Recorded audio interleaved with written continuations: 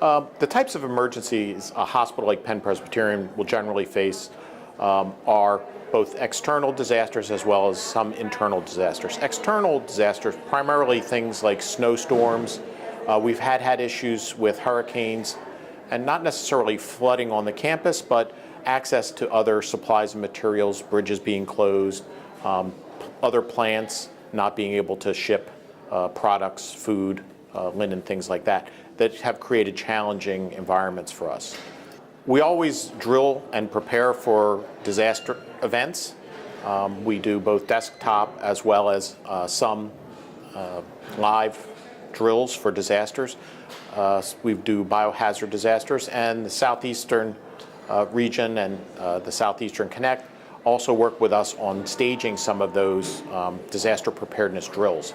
It is critical that you drill because one of the things that happens in a disaster is that you get surprised by things that you never thought about. And the drills enable us to start to think about those issues. You know, what happens if you aren't able to get IV fluids? And then how would you manage that situation?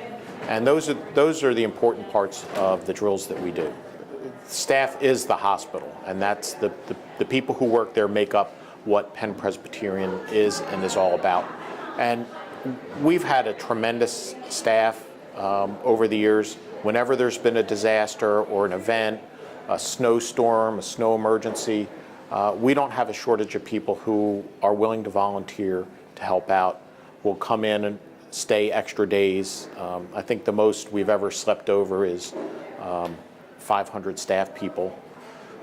During the papal visit a few years ago, the roads were closed for 3 days, and we had almost 600 people sleep over, and they really took to it, and it really became a team building exercise. We had hunts, we had scavenger hunts, we did movie nights, we did special walking tours of the city.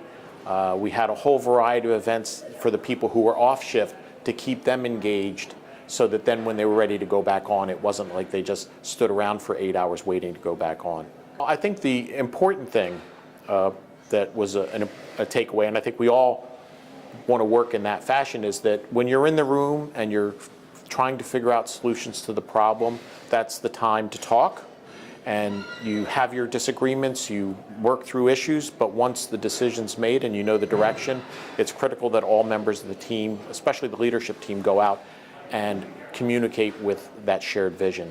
And I think it's critically important to morale. And you have your disagreements, you work through the issues, you come up with a solution, but once that solution is decided upon, that's the direction the organization has to go to really effectively handle a disaster. I've been here the last few years, and I really enjoy it. I think the speakers are excellent.